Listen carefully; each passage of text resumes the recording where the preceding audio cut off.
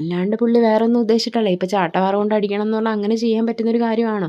അല്ല, പുള്ളി പറഞ്ഞു വന്നതെന്ന് വെച്ച് കഴിഞ്ഞാൽ അച്ഛൻ ചെയ്യുന്ന കാര്യങ്ങൾക്ക് അങ്ങനെ ചെയ്തേ പറ്റൂ, അങ്ങനെ ചെയ്യേണ്ടി വരൂ എന്നാണ്. അത് എന്ന് വെച്ചാൽ അങ്ങനെ ചെയ്യുമെന്നല്ല.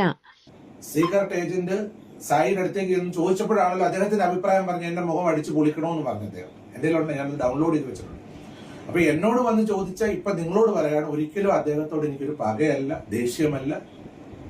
അദ്ദേഹം ഇനി അഥവാ അടിക്കാൻ വരുന്നുണ്ടെങ്കിൽ എന്റെ വീട് ചങ്ങനാശ്ശേരിയിലാണ്, ഞാൻ ആ ലൊക്കേഷൻ അയച്ചുതരാൻ, നേരിട്ട് വന്ന് എന്റെ മുഖം അടിച്ച് പൊളിച്ചോളൂ.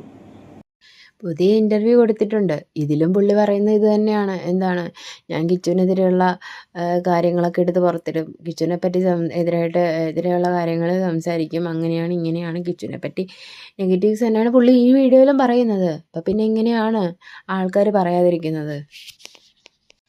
അച്ഛനിപ്പം നല്ലൊരു മനസ്സുണ്ട്. കാരണം രേണുസുധിക്ക് ഇങ്ങനെ ഒരു അസുഖം വന്നപ്പോൾ അവരുടെ കൂടെ നിൽക്കണം, അവരുടെ അസുഖം മാറാൻ വേണ്ടി അവരുടെ കുടുംബത്തോടൊപ്പം നിന്ന് പ്രാർത്ഥിക്കണം, പണ്ടത്തെ ശത്രുതയൊക്കെ മറന്ന് അച്ഛൻ അങ്ങനെ ഒരു കാര്യം ചെയ്തു. അപ്പോൾ അച്ഛന് നല്ലൊരു മനസ്സുള്ളതുകൊണ്ടാണത്. പക്ഷേ ഈ കിച്ചുവിനെ പറ്റി നെഗറ്റീവ്സ് പറഞ്ഞപ്പോഴേ അച്ഛൻ്റെ ആ ഒരു മറ്റുള്ളവരുടെ മനസ്സിലുള്ള ആ ഒരു സ്ഥാനം പോയി. മനസ്സിലായില്ലേ? നിന്നെ പറ്റിയുള്ള കാര്യങ്ങൾ ഞാനിപ്പോൾ പറയും, കൂടുതൽ കളിക്കാനൊന്നും നിൽക്കണ്ട, നിന്നെ പറ്റിയുള്ള കാര്യങ്ങൾ ഞാനിപ്പോൾ പറയും, ഇപ്പം എനിക്കും ചില കാര്യങ്ങൾ അറിയാം. അതിൻ്റെ ഒന്നും ആവശ്യമില്ല. എന്തിനാ അങ്ങനെയൊക്കെ പറയുന്നത്? ഇപ്പം അറിയാമെങ്കിൽ തന്നെ ഇപ്പം അത് പറയേണ്ട ഒരു സിറ്റുവേഷൻ അല്ലല്ലോ. ഇപ്പോൾ രേണുവിന് അസുഖമാണ്, അങ്ങനെയാണ്, അപ്പോൾ അതിൻ്റെ പ്രാർത്ഥനയും കാര്യങ്ങളൊക്കെ ആയിട്ട് മുൻപോട്ട് കൊണ്ട് അവിടെ കിച്ചുവിനെ പിടിച്ചിടേണ്ട ആവശ്യം എന്തായിരുന്നു?